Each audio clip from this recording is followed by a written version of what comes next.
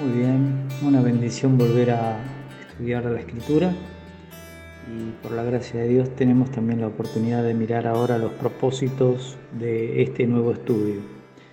En primer lugar, quiero que recuerden que mantengamos en nuestras mentes que el propósito divino de las parábolas era condenar a Israel, principalmente condenar a Israel. Pero también hay que mantener en nuestras mentes otro propósito divino de las parábolas, que era que los apóstoles pudieran entender los planes divinos para el tiempo que iba a venir entre el rechazo, la muerte, sepultura y resurrección de Cristo y su ascensión y la segunda venida del Señor a Israel. Entonces, como esto habla del tema tiempo, aunque algunas características vamos a ver de lo que va a pasar entre la primera y la segunda venida, es importante recordar esos dos principios: condenación de Israel, entendimiento para los apóstoles. En tercer lugar, también hay que mantener en nuestras mentes que este misterio del reino de los cielos se refiere a sucesos que va a haber en cuanto al tema tiempo entre estas dos venidas. No nos olvidemos, esto es un tema que no está contemplado el proceso de lo que va a pasar en el milenio, solamente el tiempo entre su primera y segunda venida al final de la tribulación. En cuarto lugar, hay que mantener en nuestras mentes que el propósito divino para este tiempo es que también aparecería la iglesia. Pero luego de la resurrección y ascensión lo podrían entender más completamente los apóstoles. Esto se refiere a un aspecto de la hermenéutica que se llama revelación progresiva. Como esto era un misterio desconocido en el Antiguo Testamento y recién empieza a ser revelado por el Señor Jesucristo a partir del rechazo y el hecho de ponerse de acuerdo para matarlo, entonces esta revelación progresiva de la iglesia va a empezar en Pentecostés y termina en el arrebatamiento.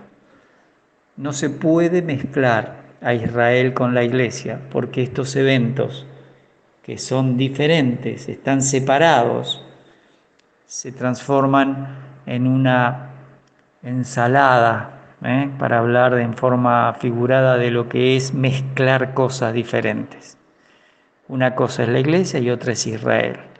Generalmente, repito siempre, desde los católicos o del catolicismo, pasando por el protestantismo y llegando a las posturas de algunos grupos, entre comillas, protestantes y evangélicos, eh, toda esta mezcla solo sirvió para que la escritura sea menospreciada. Y es no solo menospreciada, sino que es incongruente el sistema de interpretación.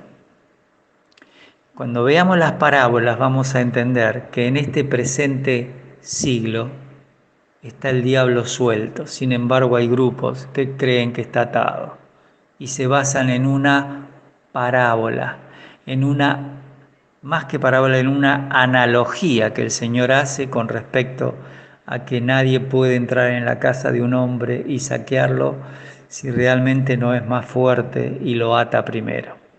Así que para ellos Satanás está atado y la Biblia nos dice en todos lados que no. Pero bueno, cada uno elige un método de interpretación y se hace consecuente con lo que después sale. Y por eso no pueden interpretar literalmente la escritura. En la diapositiva 5 les vuelvo a recordar que hay 8 puntos en esta parábola que se va a presentar como un conjunto de parábolas, en donde vamos a ver que Mateo es el que contiene todas las parábolas de ese día. En cambio, Marcos y Lucas solo seleccionan algunas para el propósito que tenían. Ahora, mientras estudiamos las parábolas, tenemos que tener cosas en la mente. Recién decíamos como prioridad o como partes importantes del tema, mantener en nuestras mentes ciertos temas.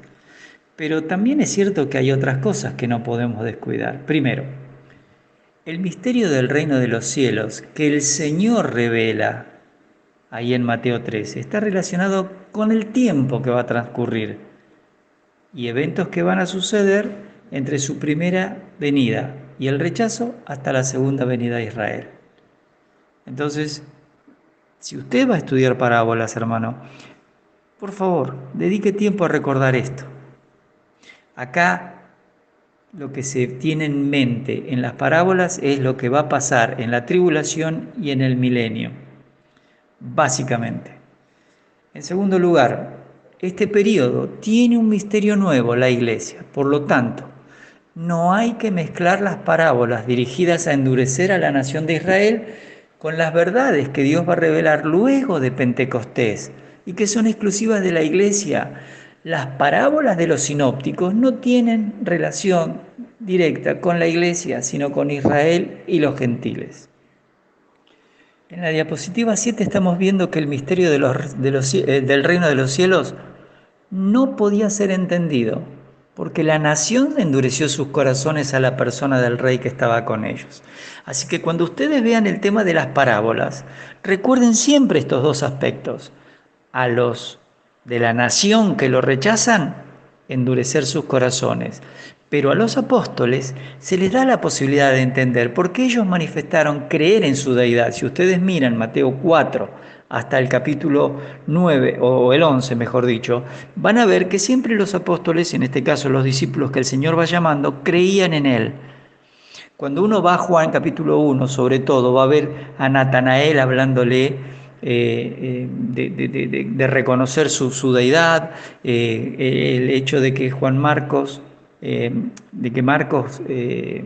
nos relate también cómo se van juntando los apóstoles y cómo Mateo nos relata en el capítulo 10 todo ese grupo que confiaron en él, que lo vieron perdonar pecados, y eso hablaba de su deidad, porque los religiosos dijeron, ¿quién puede perdonar pecados sino Dios? Y esas cosas ellos manifestaron creer en su deidad. También que él era el Mesías prometido. En Juan se le pregunta, ¿se quieren ir ustedes también? Y él le dice, Señor, ¿a quién iremos, Pedro? Si tú tienes palabra de vida eterna. Así que este remanente fiel que Dios siempre ha tenido en Israel, como se lo dijo a Elías, estaban presentes en ese momento. Y cuando veamos el tema de los terrenos, ellos sí son los que producen fruto. En quinto lugar, les pido por favor que revisen los 3 sermones que dio el Señor. El sermón de lo que se llama el Sermón del Monte de Mateo 5, 6 y 7. Tengan en presente el Sermón del Monte de los Olivos de Mateo 24 y 25. Muy importante las preguntas que le hicieron los discípulos. Están ustedes en el link, tienen esos mensajes ya pasados.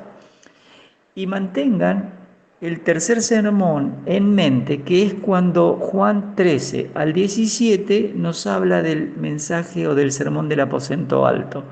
Cómo el Señor prepara a los discípulos en 14, 15 y 16 de lo que va a ser el futuro después de su muerte, sepultura y resurrección.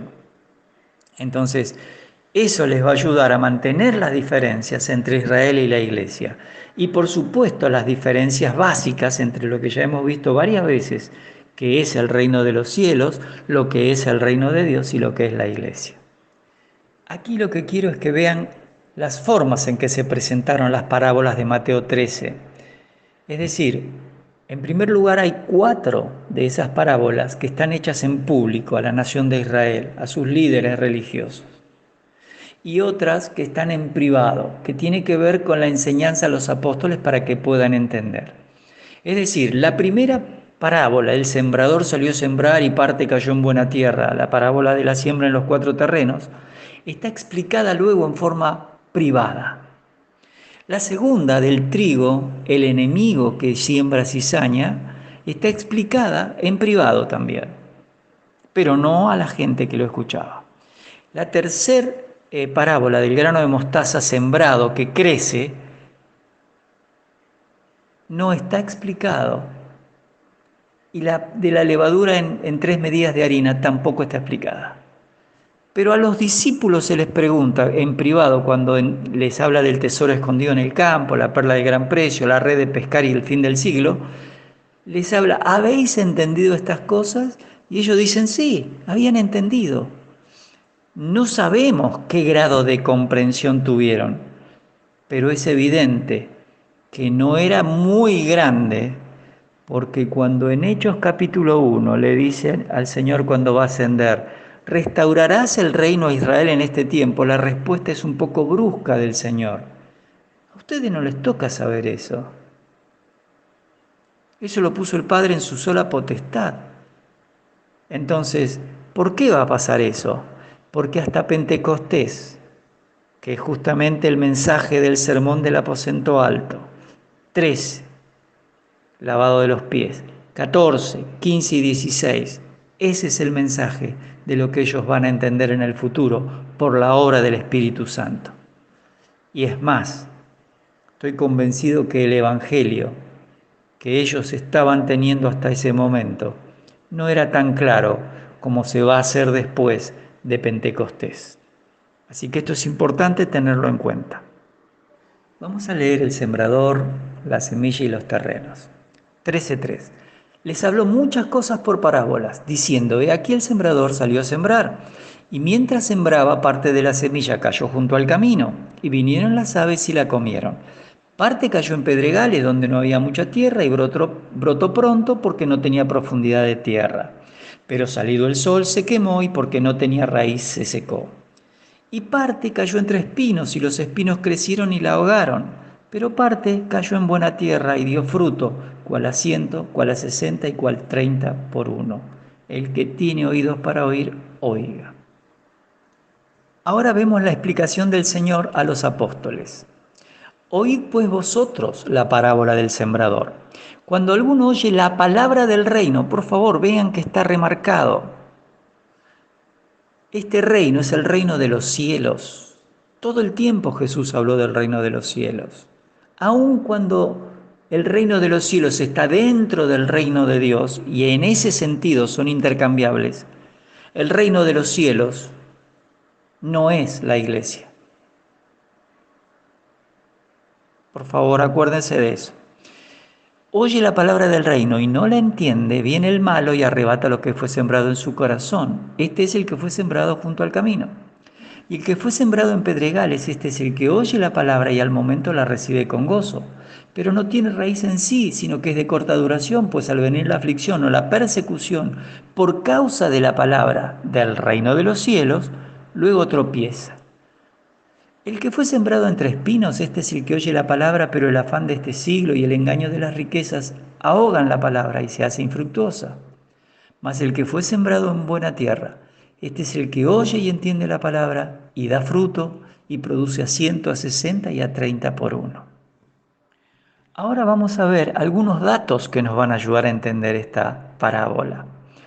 Según Mateo 13:19, la semilla es la palabra del reino de los cielos, que obviamente se había acercado y que Jesús dijo que está entre ustedes, pero no hay que confundirla con la iglesia. La iglesia no va a estar hasta Pentecostés y la iglesia tiene como base la muerte, sepultura y resurrección de Cristo. En segundo lugar, los terrenos muestran que hubo 4 tipos de personas, igual a corazones, igual a terrenos, que estaban en Israel en ese momento, cuando recibieron el mensaje del Señor y de los apóstoles. No se olviden que Mateo 4 hasta Mateo 11, el Señor estuvo enviando a los apóstoles y a los 70 o 72, como dicen algunas versiones, a avisarle a la gente que el reino de los cielos se había acercado. Así que esta palabra del reino de los cielos es el mensaje que Cristo y los apóstoles estuvieron sembrando en ese tiempo. No hay que confundir con la iglesia. Nunca se está hablando de recibir a Cristo como Salvador personal. Se está hablando de que el reino de los cielos se ha acercado. En tercer lugar, el único tipo de persona, corazón, terreno que tuvo fruto de diferentes porcentajes es el que se define como la buena tierra. Ahora, esa tierra dio, de acuerdo a lo que se sembró, 100 por 1, 60 por 1 y 30 por 1. Fíjense que está hablando de personas, que es igual a los corazones de los que escucharon y que está representado por los terrenos. Le explico el punto 4. No intenten aplicar esta parábola para predicar el Evangelio de la Gracia. El que se presenta hoy a las personas no tiene nada que ver con esto. Porque sean judíos o gentiles, no es igual al que el Señor le presentó a Israel en este momento. Ahora lo vamos a comparar. El punto 5. Si yo tomo Lucas 18, del 18 al 22, pasaje que se repite en Mateo 19 y en Marcos 10, con la misma pregunta de Lucas 18, encuentro que hay diferentes respuestas a la que el Señor dio de la que Pablo dio. Y yo les pregunto, ¿por qué en Hechos 16 Pablo da otra respuesta diferente a la que le dio el Señor al joven de Lucas 18? ¿Ustedes se animan a ver las diferencias?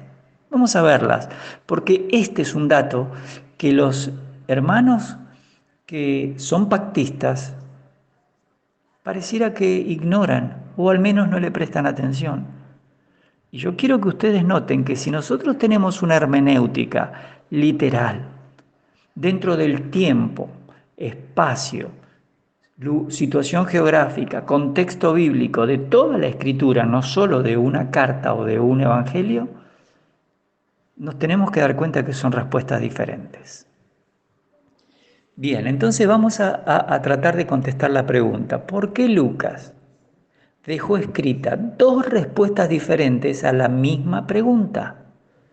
La respuesta de Lucas 18 es del Señor Jesucristo, pero la de Hechos 16 es de Pablo. Observen lo siguiente. En Lucas 18:18 dice que un hombre principal le preguntó diciendo, Maestro bueno, ¿qué haré para heredar la vida eterna? Jesús le dijo, ¿por qué me llamas bueno? Ninguno hay bueno sino solo Dios. Los mandamientos sabes. No adulterarás, no matarás, no hurtarás, no dirás falso testimonio, honra a tu padre y a tu madre. Él dijo, todo esto lo he guardado desde mi juventud. Jesús oyendo esto le dijo, aún te falta una cosa, vende todo lo que tienes y dalo a los pobres y tendrás tesoro en el cielo y ven y sígueme. Yo quiero que noten que el Señor no le dijo, estás mintiendo, no guardaste los mandamientos. Pero además la pregunta es, ¿qué haré para heredar la vida eterna? ¿Por qué el Señor no le dijo, tienes que creer en mí como tu Salvador personal? Porque esta persona que habla con él es judía. Y los judíos eran o piadosos o impíos de acuerdo a la relación con la ley mosaica. Así que lo que le pregunta, que lo vamos a ver enseguida, y Lucas deja narrado, es ¿qué haré para heredar la vida eterna? Las personas que son católicas en su trasfondo, protestantes en su trasfondo, pactistas en su trasfondo, no prestan atención a este pasaje, porque es una problemática. Cuando uno les habla del Evangelio del Reino y el Evangelio de la Gracia, ellos dicen el Evangelio es uno solo. No, la palabra Evangelio es una sola. Pero evidentemente estos dos pasajes son diferentes. Y el mismo Lucas, para que no tengamos ninguna duda, nos deja en Hechos 16 la misma pregunta. Vamos a leer 16:29. Él entonces, pidiendo luz, está hablando del carcelero de Filipo después del terremoto. Se precipitó adentro y temblando se puso a los pies de Pablo y de Silas. Y sacándolos les dijo, Señores, ¿qué debo hacer para ser salvo? Ellos dijeron, cree en el Señor Jesucristo y serás salvo tú y tu casa. Y le hablaron la palabra del Señor a él y a todos los que estaban en su casa. Y él, tomándolos en aquella misma hora de la noche, les lavó las heridas y enseguida se bautizó él con todos los suyos. Y llevándolos a su casa, les puso la mesa y se regocijó con toda su casa de haber creído en Dios. Lucas está escribiendo esto. Noten la pregunta subrayada, noten las respuestas. Vamos a anotar las razones, porque hay dos respuestas diferentes, escritas por el mismo autor, Lucas, colaborador de Pablo, escritor del Evangelio y del libro de los Hechos y probablemente del libro a los Hebreos. Fíjense lo que dice en primer lugar. El Señor Jesucristo está hablando del Evangelio del Reino de los Cielos. Eso tiene que ver con la vida milenial, con lo que los judíos van a tener en el milenio. Porque esa respuesta es porque el que le pregunta es judío, porque él conoce la ley mosaica y el Señor no le dijo es mentira que vos guardás la ley. Él tiene la esperanza de Israel, como está profetizado en todo el Antiguo Testamento, es decir, que va a ser cabeza de las naciones, que el Señor va a morar en Jerusalén y la ciudad se va a llamar Jehová Sama, Jehová está allí. Y todas las promesas de bendición para los gentiles dependientes de Israel están allí. Lean Zacarías 12 al 14, Ezequiel 40 al 48, Isaías 2, Isaías 11. Se pueden cansar de leer el Antiguo Testamento y van a ver siempre el compromiso de Dios de darles un reino terrenal en Jerusalén. Por supuesto que si uno no quiere o no cree que Israel y la iglesia son diferentes, trata de mezclar. ¿Y saben qué hacen? Espiritualizan todo. Observen ustedes cuando alguien quiere hablar del Sermón del Monte. Todo es espiritualizado. Todo es espiritualizado. ¿Por qué? Porque no se puede aplicar la norma literal si uno ya de antemano dice, esto es para la iglesia. Si bien fue escrito para que la iglesia supiera ¿qué dijo el Señor en su mensaje a Israel? No lo escribieron para que la iglesia saque de ahí aplicaciones para su vida cristiana, porque bastantes aplicaciones tenemos y órdenes directas en todas las epístolas por Pablo, por Pedro, por Juan, en el Nuevo Testamento, Santiago, etcétera, etcétera. Entonces, por favor, si vamos a ser consecuentes con la hermenéutica, este judío tenía una esperanza terrenal y los apóstoles en Hechos capítulo 1 todavía tenían la esperanza terrenal. Ellos han estado escuchando cuando el Señor empezó en Mateo 4:17 después de su bautismo y de su tentación a decir, arrepentíos que el reino de los cielos se ha acercado.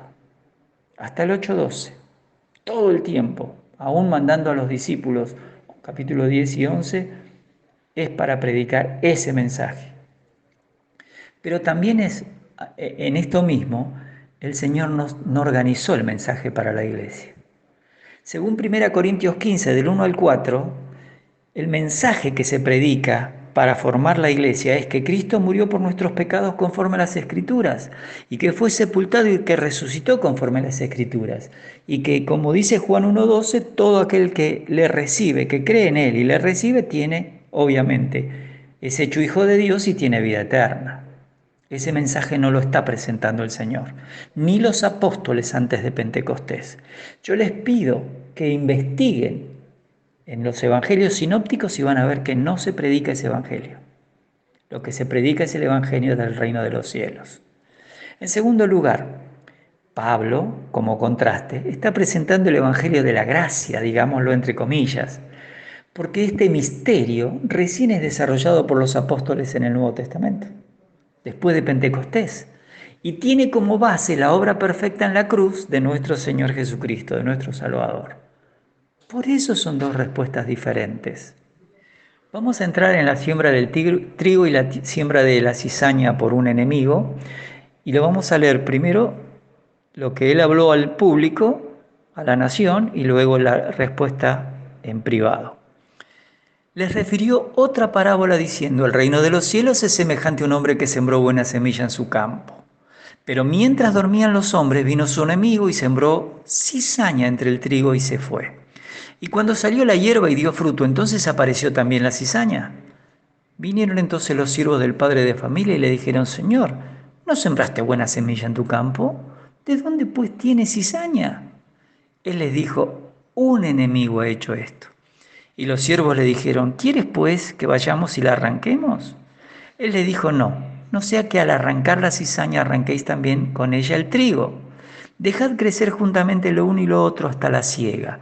Y al tiempo de la siega yo diré a los segadores, recoged primero la cizaña y atadla en manojos para quemarla, pero recoged el trigo en mi granero. Ahora vemos la explicación del Señor. Entonces, despedida la gente, entró Jesús en la casa, y acercándose a él sus discípulos le dijeron: explícanos la parábola de la cizaña del campo. Respondiendo él les dijo: el que siembra la buena semilla es el Hijo del Hombre. El campo es el mundo, la buena semilla son los hijos del reino y las cizañas son los hijos del malo. El enemigo que la sembró es el diablo, la siega es el fin del siglo y los segadores son los ángeles. De manera que como se arranca la cizaña y se quema en el fuego, así será el fin de este siglo. Enviará el Hijo del Hombre a sus ángeles y recogerán de su reino a todos los que sirven de tropiezo y a los que hacen iniquidad. Y los echarán en el horno de fuego. Allí será el lloro y el crujir de dientes. Entonces los justos resplandecerán como el sol en el reino de su Padre. El que tiene oídos para oír, oiga. El Señor da ciertos datos en esta parábola, a los discípulos solamente.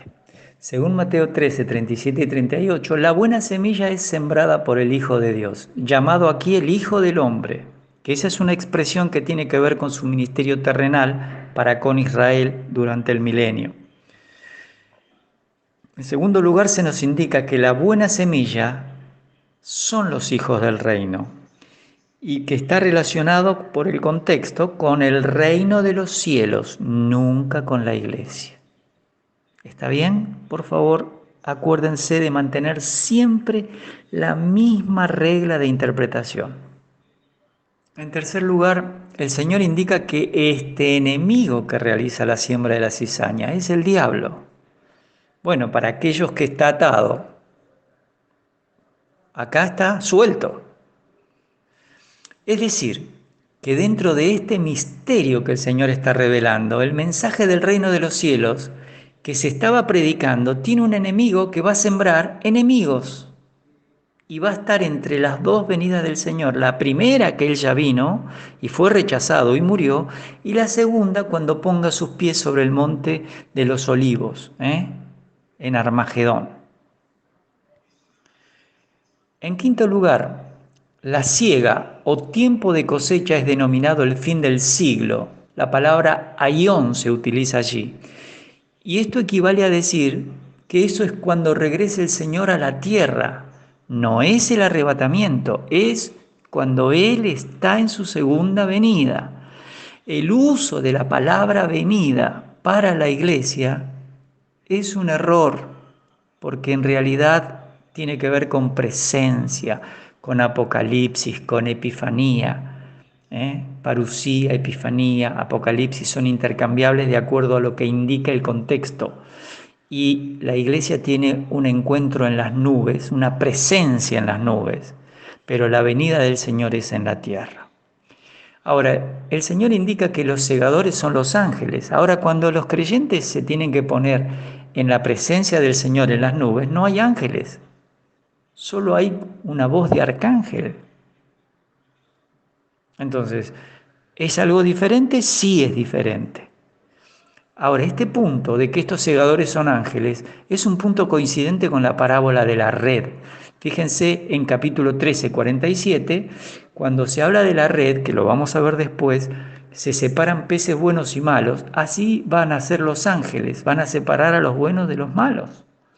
Y esto también se junta con el mensaje del Señor en el Sermón del Monte de los Olivos, cuando en Mateo 24, del 40 al 51, habla de que dos van a estar en el campo, uno es tomado, otro es dejado, y eso se refiere precisamente a que uno es tomado para juicio y es llevado directamente a la condenación y el otro queda para la vida en el milenio.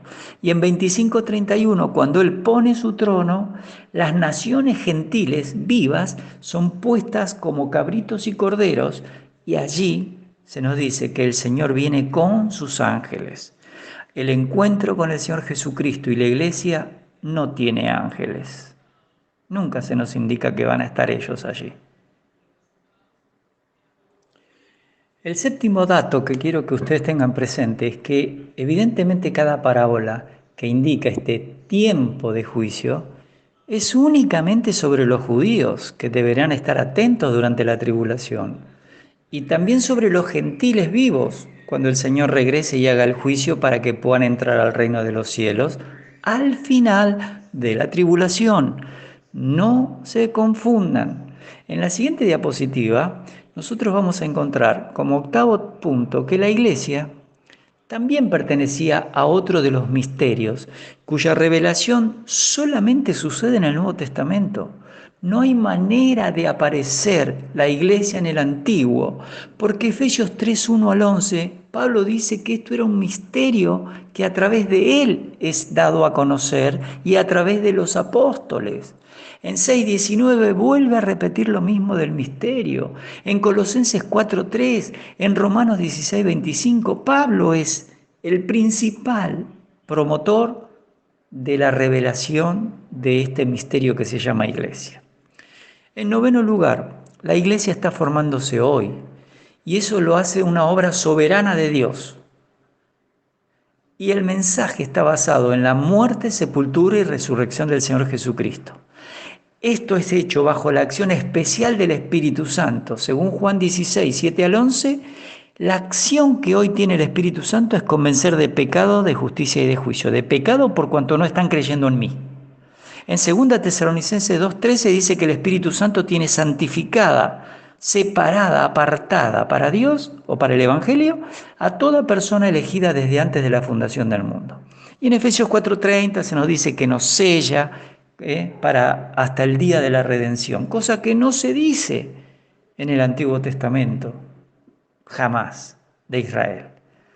Entonces, como conclusión, como corolario de estos dos puntitos que hemos visto, es que Dios tiene un propósito para Israel, tiene otro propósito para la iglesia y otro propósito para los gentiles.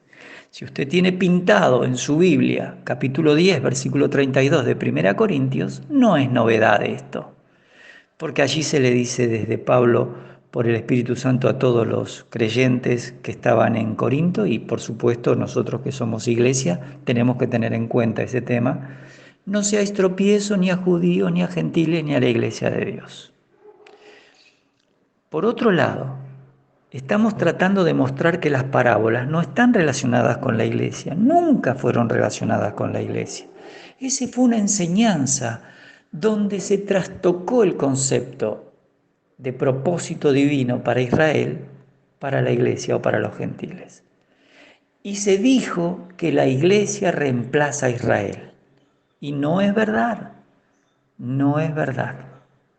Así que por favor les pido que revisen sus Biblias con esta forma de interpretar que es hermenéuticamente literal, que se está utilizando cada palabra con el significado que Dios le dio, y no espiritualizamos y no sacamos un texto de su contexto. Espero que el Señor les bendiga. Yo sé que esto es difícil a veces porque no tenemos muchos materiales y muchos líderes, muchos pastores también han sido enseñados con libros de tradición protestante. Bueno, la propuesta es: abramos más un libro de hermenéutica para poder seguir una interpretación literal. Que el Señor les bendiga, que tengan una buena semana.